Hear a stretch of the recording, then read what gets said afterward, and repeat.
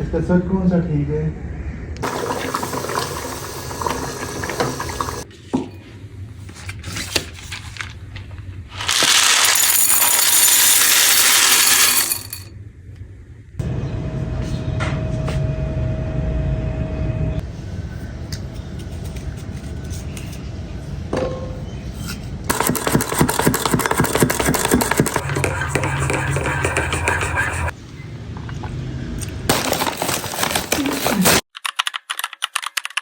अस्सलामुअलैकुम वरहमतुल्लाहि वबरकातुहू। कैसे हैं आप सब? आई होप आप सब ठीक ठाक होंगे। अल्लाह पाक आप सबको खुश आबाद रखे, ठंडी मीठी मज़ेदार सी खुशियाँ नसीब करे। अल्हम्दुलिल्लाह हम भी बिल्कुल ठीक हैं। And welcome back to another day and another vlog. अच्छा, आज ना हम सुबह थोड़ा जल्दी उठ गए थे, अदनान को कहीं जाना था तो बस रूटीन से थोड़ा सा पहले उठ गए थे।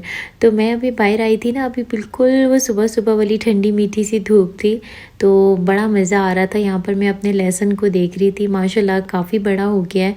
अदनान के शूज़ मैंने रात को वॉश किए थे, तो अभी मैंने इनको धूप में दोबारा से रख दिया कि ताकि जल्दी से खुश्क हो जाए। सर्दियों में एक तो ये बड़ी टेंशन होती है ना कि चीज़ें खुश्क कैसे हों, खुश्क करना बहुत एक बड़ा टास्क होता है। अच्छा, 2 दफ़ा अदनान शूज़ पहन लेना तो उसके बाद मैं पक्का वॉश करती हूँ। और इस बात पे अदनान अक्सर मुझे छेड़ते भी हैं कि अल्लाह की बंदी मुझे थोड़े दिन पहनने दिया करो, उसके बाद वॉश किया करो। लेकिन वो ना मुझे एक वो होता है ना, एक अंदर से बेचैनी सी होने लग पड़ती है कि नहीं ये गंदे हैं, इनको वॉश करना है, इन पर डस्ट आ गई है। तो बस मैंने फिर ना इनको वॉश कर दिया। गर्मियों में तो मसला नहीं होता, लेकिन सर्दियों में खुश्क करना ना एक बहुत ही बड़ा टास्क होता है। आज ना हमने नाश्ता नहीं किया था क्योंकि अदनान ने अपने फ्रेंड के साथ जाना था, तो इन लोगों ने नाश्ता बाहर ही करना था। तो बस इस टाइम पर मैंने चाय बना ली थी ताकि चाय पी लें ताकि सर में दर्द ना हो। तो अभी ना बड़े मज़े की फ़्रेश फीलिंग्स आ रही थी क्योंकि धूप वो तेज़ वाली नहीं थी। सर्दियों में आप ना ज़्यादा वो कड़क धूप में भी बैठ जाओ ना तो आपके सर में दर्द होता है। तो जो फ्रेश सी सुबह वाली होती हैं सूरज की किरणें, वो बड़ा ना आपको पीस देती हैं। तो हम भी यहाँ पर बैठ गए और चाय शाय पी। मेरे ख्याल में जो गुज़श्ता दौर के लोग थे ना, वो धूप में बैठते हुए अपने साथ पानी रखते होंगे या फ्रूट शूट रखते होंगे। हमारे दौर में क्या होता है कि हम लोग साथ ना एक्सटेंशन लीड लेके फिर रहे होते हैं कि भाई हमारा मोबाइल चार्ज होने चाहिए, क्योंकि मोबाइल चार्ज ना हो और वो भी स्पेशली सफ़र में, तो इंसान ना एंजाइटी का शिकार होने लग जाता है। मैं अक्सर सोचती हूँ कि पिछले दौर के लोग इस टेंशन से तो आज़ाद ही थे ना। मेरी सास अम्मी अक्सर जिक्र करती रहती हैं अपनी शादी के शुरू के दौर का और उससे पहले के दौर का। तो अक्सर जिक्र करते हुए बताती हैं कि जब अदनान के बड़े भाई यानी अम्मी के पहले बेटे जब पैदा हुए थे, तो अबू तब मतलब दूर होते थे, शहर में जॉब करते थे और अम्मी लोग गांव में होते थे। तो उस टाइम पे ना मोबाइल का तो कहीं पे कॉन्सेप्ट ही नहीं था। उस टाइम पे ख़त भेजे जाते थे और वो भी कितने कितने दिनों बाद जाके पहुंचते थे और उनका जवाब भी इतने दिनों बाद आया करता था। तो मैं सोचती हूँ कितनी बेचैनी होती होगी ना इंसान को, कब आएगा, लेकिन वो एक्साइटमेंट का लेवल भी और होता है। तो जब मेरे जेठ पैदा हुए थे तो अम्मी बताती हैं कि अब्बू को ख़बर ही नहीं थी कि उनके यहाँ औलाद हुई है। और अबू काफ़ी दिन बाद जब छुट्टी से आए थे तो उन्हें रास्ते में किसी ने बताया कि आपके यहाँ तो बेटा हुआ है। तो वो भी कितना अच्छा दौर होता था।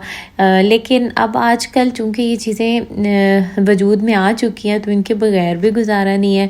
और अक्सर मैं अदनान से ज़िक्र करती हूँ कि पता नहीं इससे अगली टेक्नोलॉजीज़ क्या होंगी और हमारे वो नस्लें कहेंगी कि पता नहीं हमारे आबा अजदाद कैसे इन चीज़ों के बगैर रहते थे। तो बस यहाँ पर अदनान के जाने में थोड़ा टाइम था, हमने धूप में बैठ के फ्रूट वगैरह खाया।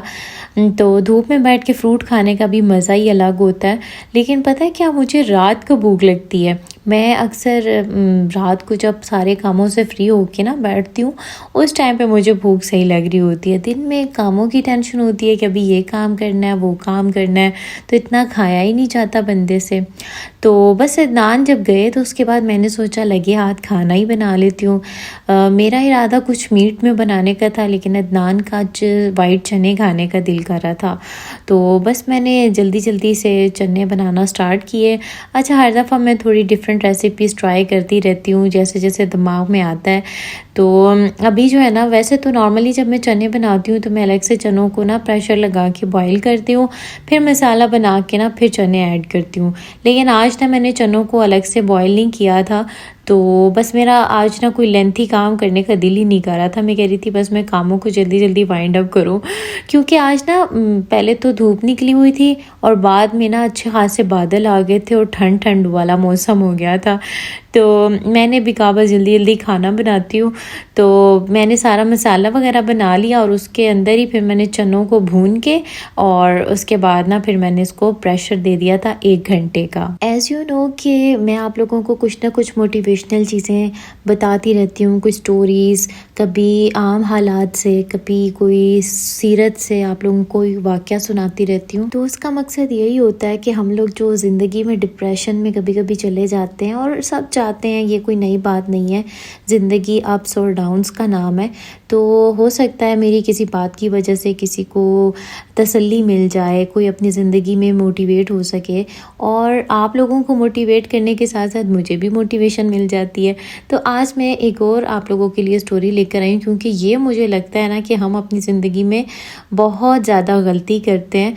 तो होगी तो स्टोरी, लेकिन एंड पे इसमें से ना एक लेसन भी है जो कि आप लोगों ने लाजमी लेना है। एक जंगल में एक शरारती बंदर रहता था। वो ना कभी एक दरख्त पर, कभी दूसरे दरख्त पर, कभी फल उचक कर और कभी पत्ते फेंक कर हंसता रहता था। अब जंगल के जो दूसरे जानवर थे ना, वो उसे देखकर कहते कि ये बंदर कभी एक जगह टिक कर नहीं बैठ सकता। और पता है बंदर उनकी बात सुन के क्या कहता था कि यही जिंदगी है, कभी ये चीज, कभी वो चीज, कभी ये, कभी वो, यही आज़ादी है। लेकिन पता है क्या, अंदर ही अंदर वो बंदर अजीब सा थका हुआ रहता था। वो सारी दुनिया को तो बड़ा ही पुरजोश और जिंदगी से भरपूर दिखाई देता था, लेकिन उसके अंदर कहीं एक खला सा था। बस फिर क्या था, एक दिन जंगल में एक बुजुर्ग कछुआ आ गया, जिसकी रफ्तार बहुत ही कम थी, लेकिन उसकी आंखों में एक अजीब सा सुकून था। बंदर ने उससे मजाक में पूछा, बाबा कछुए, इतने सुस्त कैसे रह लेते हो तुम? अब कछुआ मुस्कुराया और कहने लगा,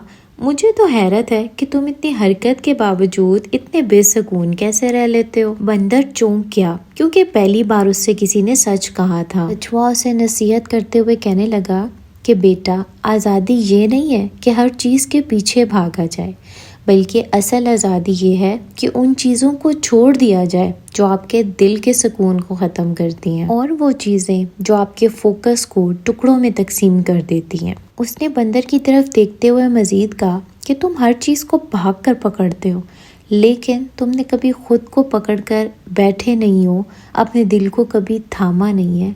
बस अपने दिल को थाम लो, तुम्हारी दुनिया बदल जाएगी। अब वो रात बंदर ने बगैर उछल कूद के एक टहनी पर बैठकर गुजार दी। पहले कुछ घड़ियां उसे बहुत मुश्किल लगी, लेकिन आहिस्ता आहिस्ता उसने महसूस किया कि उसकी सांस हल्की हो रही है, उसका दिल पुरसुकून हो रहा है, उसके ख्यालात साफ हो रहे हैं। अगली सुबह तमाम जानवर हैरान हो गए कि ये बंदर को क्या हो गया है, ये बगैर उछल कूद और शोर के इतने पुरसुकून तरीके से कैसे बैठा है। बंदर कहने लगा कि असल में मुझे अब आज़ादी की समझ आई है। मेरे अंदर की खामोशी, मेरे अंदर का फोकस, मेरे अंदर का विजन बाहर की दुनिया से ज़्यादा अहम है। अब यहाँ पर बंदर जो कि एक जानवर है वो तो समझ गया, लेकिन हम इंसान नहीं समझते। हम दुनिया को खुश करने के लिए बस पीछे भागते रहते हैं। नतीजतन हम अपनी जान को घुला देते हैं। बज़ाहिर खुश नज़र आते हैं, लेकिन अंदर के खला को कोई नहीं जानता। तो बस दुनिया को खुश करने के पीछे मत भागें, अपनी खुशी को इम्पोर्टेंस दें, अपने आप को खुश रखें, अपने आप से पूछें कि आप ख़ुद क्या चाहते हैं। बस ये जवाब जब आपको मिल जाए ना, तो बस उसी पर काम करें। और एक बात हमेशा याद रखें कि ये दुनिया ऐसी चीज़ है कि अगर आप इसके पीछे भागेंगे ना, तो ये आपसे मज़ीद दूर चली जाएगी, लेकिन जब आप इससे दूर भागेंगे ना, तो ये ख़ुद आपके पीछे भागते हुए आएगी। तो दुनिया के पीछे कभी भी मत भागना।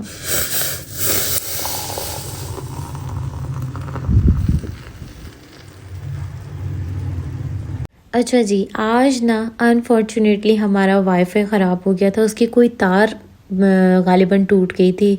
तो अल्लाह का शुक्र है अब्बू आए हुए थे तो बस वाईफाई वाले बंदे भी आ गए, तो उन्होंने आके नेट ठीक किया। वही कहते हैं ना कि ज़्यादा टेंशन हमें खाने पीने की नहीं बल्कि इन वाईफाई वगैरह की हो रही होती है कि भाई ये ख़राब हो जाए तो ऐसे लगता है ज़िंदगी में कुछ मिसिंग हो गया है।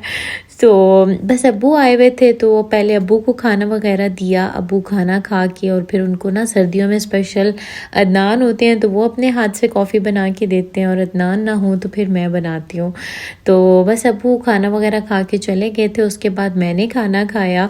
अच्छा, मैंने ना साथ में निहारी भी गर्म की, थोड़ी सी अभी भी चल रही है हमारी निहारी क्योंकि मैंने ज़्यादा बनाई थी, तो मैंने भी थोड़ी सी निहारी गर्म की, साथ थोड़े से चने थे तो वो फिर खाए। अब वो सब्ज़ी लेकर आए थे, मुझसे पूछ रहे थे सब्ज़ी में क्या लाऊं, तो मैंने इस दफ़ा ना मटर मंगवा लिए और कुछ प्याज और टमाटर वगैरह, क्योंकि सब्ज़ी भी ना बड़ा दिल करता है खाने का। तो मैं यही सोच रही थी कि अब अगली हांडी ना मटर आलू बना लूँगी। तो अभी ये चूँकि 2 टाइम मटर चल जाते, 2 हांडियाँ इनसे बन जाती, तो मैंने सोचा कि इनको ना छील लेती हूँ और छील के ना फिर मैं इनको फ्रिज में रख दूँगी। तो फिर ना मैं जितनी मिकदार में मुझे चाहिए होंगे उतना मैं इनको इस्तेमाल कर लूँगी। अच्छा, आप लोग कौन सा हीटर यूज़ करते हैं? मेरे ख़्याल में तो ये वाला हीटर बेस्ट है, सन हीटर, क्योंकि गैस होती ही नहीं है और ज़्यादा नीड होती ही बंदे को हीटर की रात में है और गैस चली जाती है, तो फिर ना ये हीटर वैसे बेस्ट है। आप लोग वैसे कौन सा हीटर यूज़ करते हैं और आप लोगों की भी यही टाइमिंग है 10 बजे गैस जाने वाली? कमेंट में आप लोग लाजमी बताइएगा। तो मैं तो बस इसके सामने बैठ गई थी क्योंकि काम वगैरह मेरा बाकी ख़त्म हो गया था, तो मैंने ना साथ साथ मैं इस टाइम पे कोई ना कोई सीरियल लगा के देख लेती हूँ टीवी पर, और साथ साथ ना मैंने कहा फारिग भी जो बैठना है तो साथ साथ ना मैं मटर छील लूँगी। तो यहाँ पर ना मेरे सारे मटर जो है ना वो छीले गए थे। अच्छा, यहाँ पर बड़ा ही फ़नी सीन हुआ था कि वैसे ही हमारा आज थोड़ा सा बर्गर खाने का दिल कर गया तो हमने ऑर्डर तो कर दिया, लेकिन अब नीचे जाना जो है ना वो बहुत ही मुश्किल लग रहा था। अदनान मुझे कहते हैं वो जो फ्रूट बास्केट है उसके साथ ना डोरी लगाते हैं और इसको नीचे जो है ना वो भेज देंगे और राइडर से कहेंगे कि इसके अंदर ही ना पैकेट रख दे। खैर, हमने डोरी शोरी तो बांध दी, लेकिन एंड टाइम पे ना हमने फिर उसको नीचे नहीं भेजा। हमने कहा छोड़ो, अदनान कहते हैं मैं खुद ही जाके ले आता हूँ। तो बस यहाँ पर ना फिर हम लोगों ने बैठ के बर्गर वगैरह खाया, साथ हमने अर्तुगरुल गाजी का सीज़न 2 देख रहे हैं हम लोग। वैसे आप लोगों ने ये ड्रामा देखा हुआ है या नहीं? मैंने तो एक बार देखा हुआ है, तो अब मैं अगेन इसको देख रही हूँ ना। बड़ा ही इंटरेस्टिंग है, बंदा एक दफ़ा स्टार्ट कर दे ना तो फिर इंसान को चस्का पड़ जाता है उसको देखने का। तो अदनान पहले नहीं देखते थे, लेकिन एक एपिसोड 1-2 इन्होंने देखे हैं ना, तो अब इनका भी दिल करता है। मुझे ना ट्रेडिशंस देखने का असल में बहुत ज़्यादा शौक है और इसमें ज़्यादा इनके कल्चर और ट्रेडिशंस वगैरह भी दिखाए गए हैं, तो ये बात ना मुझे बहुत अच्छी लगती है। खैर, आई होप आपने वीडियो को एंजॉय किया होगा। लाइक लाजमी कीजिएगा। अल्लाह हाफिज़।